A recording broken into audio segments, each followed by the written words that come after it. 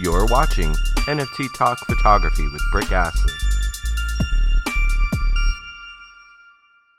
GM, welcome to NFT Talk Photography. I'm your host, Brick Astley. The purpose of this talk show is to highlight one-on-one art and photography on Essjayne Art and to talk one-on-one NFT art in the Solana space. Today's guest is a leader and pioneer in the women's NFT space. She's a next-level drone pilot and photographer, as well as a candid street photographer, and who keeps the Essjayne Art Photo Collective running. Welcome, Essjayne Art. We really appreciate your time being here to talk about your work. GM, I'm glad to be here. Well, I really appreciate it. I know the schedules were kind of not working there out, but we made it happen. Appreciate your time. We had you previously on the show as part of the Essjayne Art Photo Collective, but you're much more than just the leader behind the scenes on the Essjayne Art Collective, keeping everything running. For those that don't know, can you tell me a little bit about your background, how you got into photography, specifically drone work, and then what brought you to Essjayne Art? All right, so I'm a photographer. I've always been kind of an art mutt. I've done everything, drawing, painting, but always kind of gravitated towards photography. It's really just kind of a way that I understand the world, and I kind of frame things out. I grew up in a place where it was kind of boring. There was nothing going on. We called it the artificial boonies because there were a lot of rich people who paid a lot of money to make sure that it stayed all farmland. And, it's not so much fun being a teenager. So I picked up a camera, gravitated towards that, was able to kind of bring these ideas out of my brain and also capture the world I was living in a way that was interesting and beautiful and, helped me appreciate it so much more. So that's kind of how, I became a photographer. It's just something that I've always had with me. And then drone photography was something that came along later.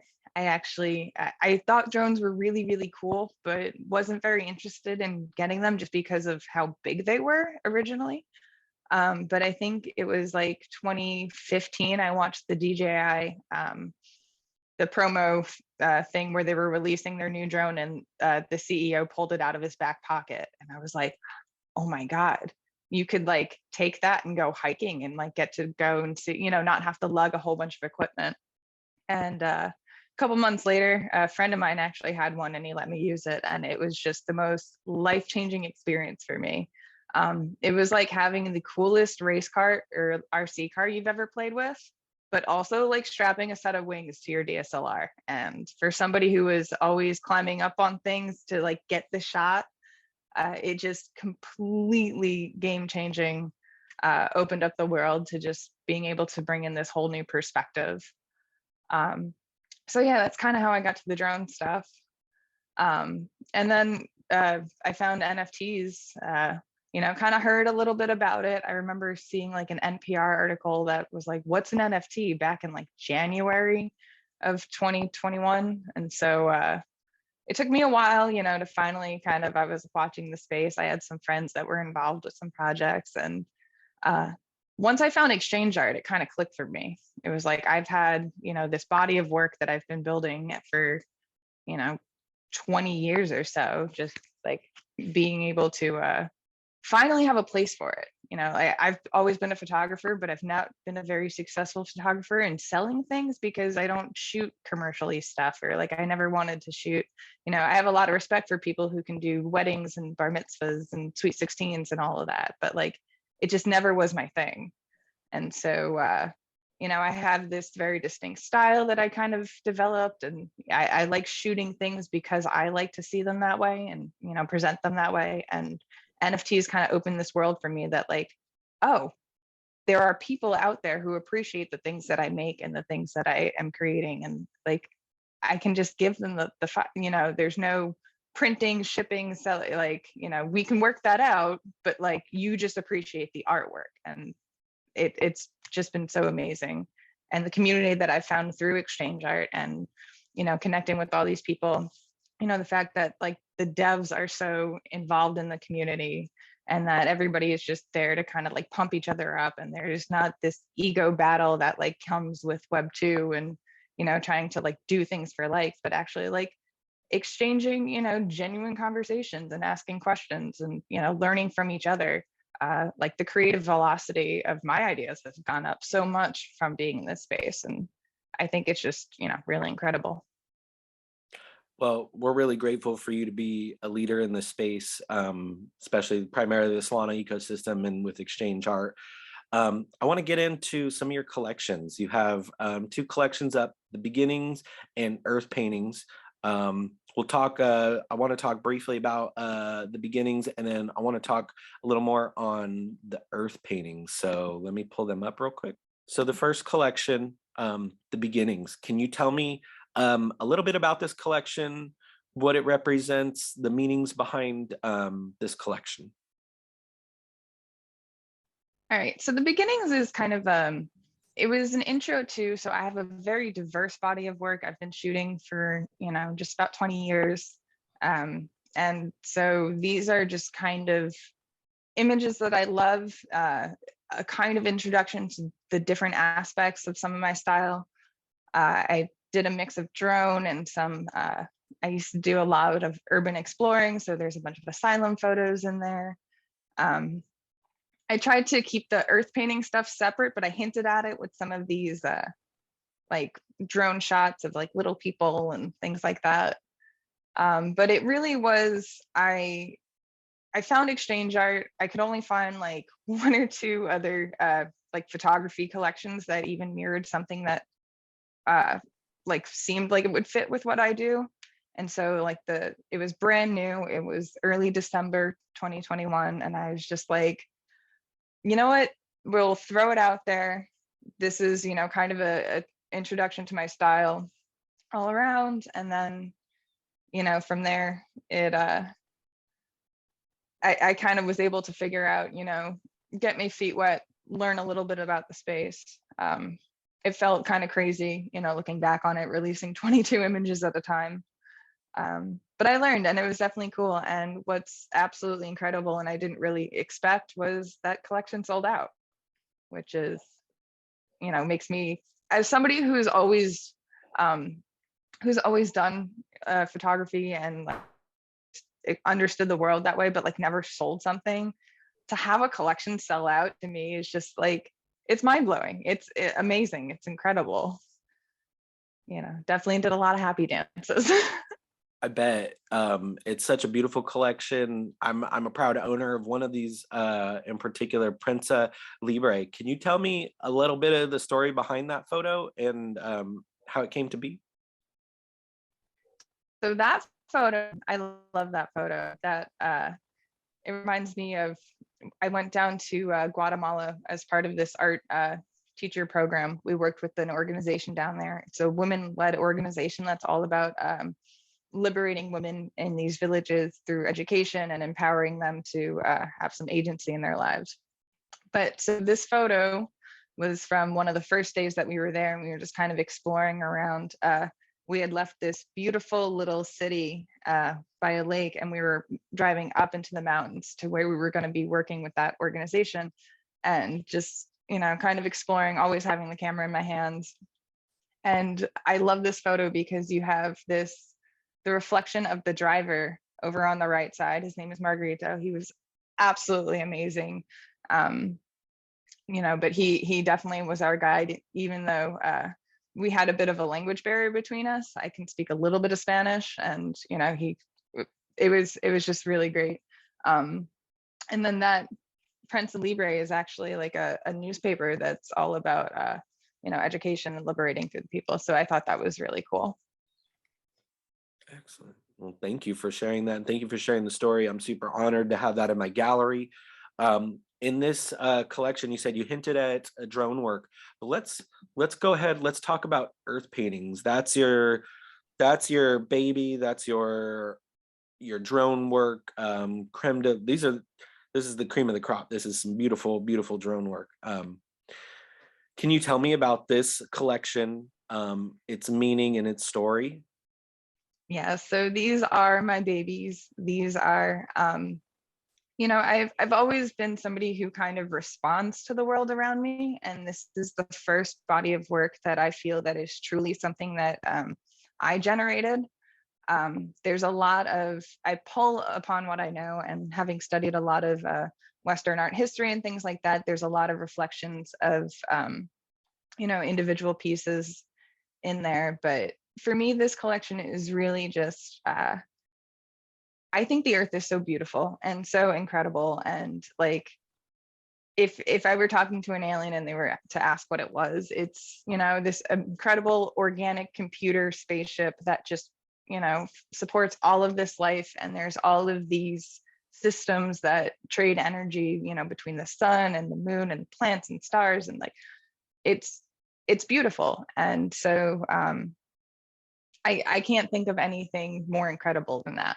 And what I love to do is just, with the ability to kind of have this bird's eye view and to explore the landscapes and capture them in a way that I think is pleasing and interesting, but also like exalts, how incredible this place is.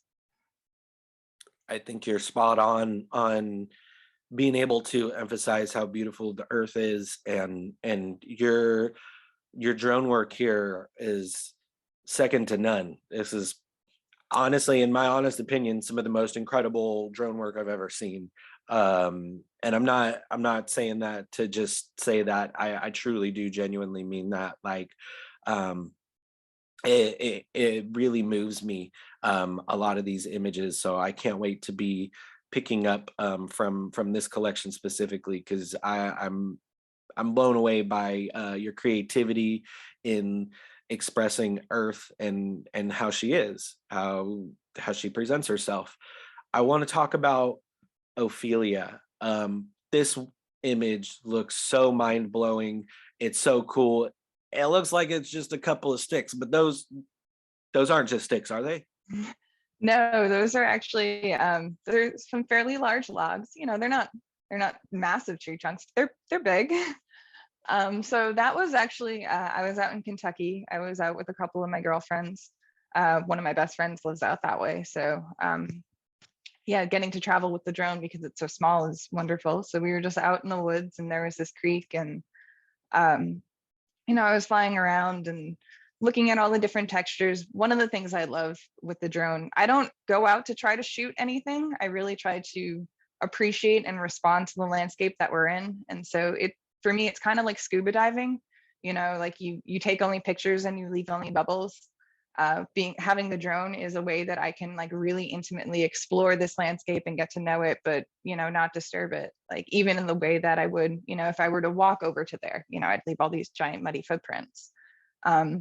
So I was flying around, and I was, really interested. What caught my eye was the green, like seaweed kind of looking stuff. It's freshwater, it's not seaweed, but the plants underneath the stream, and that was kind of cool. And so I focused down, and I was flying across, on the river, looking straight down. And then I kind of came across the logs. Like I didn't see them in advance. It just kind of, came across my screen, because I do a lot of flying, top down, examining the earth. And yeah, there was just something about them that they were so interesting, and I kept coming back to them. And I read Hamlet in high school. I had this really wonderful English teacher, but that image of Ophelia in the water with the flowers and all that, like just popped into my mind just so clearly. And yeah, that's how we ended up at Ophelia. Oh, it's such a beautiful image. And I wouldn't expect Kentucky to have that beauty. Like, I mean, I know, I understand it's a beautiful state, but like you wouldn't expect it. You would think it would be like somewhere else, but to know that it's somewhere most people wouldn't think, beauty in places where most people wouldn't think. And I think you have a really good eye for finding that. Yeah. No, Can you? and it's interesting because, climate wise, like it's a little similar to, England, where Sir John Everett Mills, who made that the original painting of Ophelia that I reference. They have very similar weather patterns, and like the fall and stuff like that. It obviously gets much hotter in Kentucky during the summer, but it was kind of, for me, it reminded me of like he probably was out on a gray day similar to this, exploring, like looking how the light bounces off the leaves so he can paint them, render that correctly in oil pigments and stuff. And, connecting to these artworks, in this way of like kind of copycatting them or remixing them with my own style, like it helps me feel connected to this like greater human history, because, there are people just like me before and after. Beautiful connection. Beautiful story behind Ophelia. Beautiful image. One more image I want to talk about. Can you tell me about Fragments? It looks like glass shards, but that's got to be something different. It's kind of a contrast to the earthy green, browns, and waters, and then you got like. Can you tell me about Fragments? Yeah, so Fragments is it's the Hudson River. It freezes, it's very interesting. So the Hudson River actually flows both ways, and they have to use this ice barge every day or I guess once a day or once a week, depending on the weather during the winter, because it's one of the main ways that I think energy gets up to like the capital region. So you have in the wake of this ice barge that they bring up, you have all these different kind of glittering pieces that float along in the dark, the dark black water. And so, it did kind of call to me. It looked like diamonds. It kind of looks like, almost like when you see a car window bashed in on the street, or like that's how you can tell that somebody broke in. You see all the glitters on the floor. One of the things I really enjoy about the drone is when you elevate your perspective that way, you start to make all of these connections to things and start seeing objects in the world as relating to other things. That sounds redundant, but like being able to see, these sparkles, these pretty, but these, what we're looking at are actually these like giant, massive, 6-8 foot hunks of ice.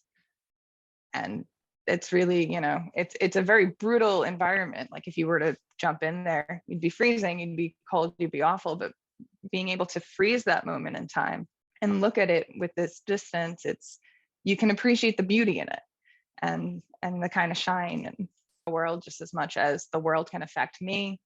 And, like the things that I do, even though I'm trying to sit out on the side, I'm in that bird's home, I'm in this area, even though I know that I have good intention, that bird just sees me as a threat and a predator. And both of these things can be true, and so like I try to be very conscientious about the way that I go about and create, and also, just to appreciate it. Like, I have this incredible world and this incredible planet I'm a part of, and I am just as much a part of it as any of these trees or any of these animals or, the weather, any of it. But like how to live with that, and be a part of that instead of being like an object to that or like obstructive in any way. I agree 100%, and thank you for sharing that message. Is there what's on the horizon for Essjayne Art? What's next? Are we going to be sticking with Exchange? So we're going to be doing. I'm still going to be on Exchange. I just love Exchange. I love the platform. I love that they are accessible. I have found such a great community on there. I'm going to start looking at, maybe doing some secondary other places, but, for now and for the foreseeable future, Exchange is my home. But we have a very, speaking of the earth and all this kind of stuff, the Exchange Art Photo Collective and Mr. Britt Gasly here are doing some really great building behind the scenes. We have that Earth show coming up. So that should be really, really exciting. It's going to be this whole metaverse party. And the first time we get to, as the Exchange Art Photo Collective, hang a show in the metaverse and actually get to see it up. So just going to be an incredible experience over there. As far as my work personally, there's actually a sister collection to earth paintings called Little People. And so earth paintings, the point is, or I guess like one of the few like ground rules or the boxes I set for it is that there's no people. It's very much all about the earth and abstracting the landscape and painting with the textures and whatnot. But I do have a sister collection in which I do include elements of people, and we have some trucks, we have some cars, we have shadows. I love shadows. So be on the lookout for that coming up soon, the next week or two, something like that. Hopefully before the end of the month. Excellent. Well, we will definitely be on the lookout for that and look out for the drop. Essjayne, I really appreciate your time here, talking about your collections, talking about your story and what you have coming up. We'll definitely be giving you a follow. Make sure to follow. How can people get in touch if they want to follow your story and follow your lead? So you can get in touch with me on Twitter. Twitter is a great space. I'm at Essjayne Art. I also have a website. My email's on there, my contact. That is essjayne.art. Making this really hard for you, But yeah, or you can reach out through the Exchange Art Photo Collective. I am usually on there, behind the scenes. I'll be able to answer questions through that. We are at EA Photo Collect. There's also new link trees for all of that. So, go check it out. And if anybody, I love connecting with new artists and meeting people. So please reach out, say hi. It's all about the community here and the love. So really appreciate it. Hey, thank you for that. Do you have any final parting words to our viewers today? No, just, love yourself, trust that you have a process, there's no shortcut to putting the work in, but also like once you find the thing that you love, it's no longer work, like that's kind of, I think, just keep going with it, find what you like. And it's cool if nobody else does, because if you just love it, you keep pushing, you keep going, you'll eventually make that breakthrough. And you know what? You'll find the space will find you, just keep putting it out there. I love it. And we'll leave that as our closing note. Be kind to yourself, be kind to others, be kind to Mother Earth, pick up a little bit of trash, because without her, none of this crypto, fiat, or NFTs would be worth anything. Always, always GM.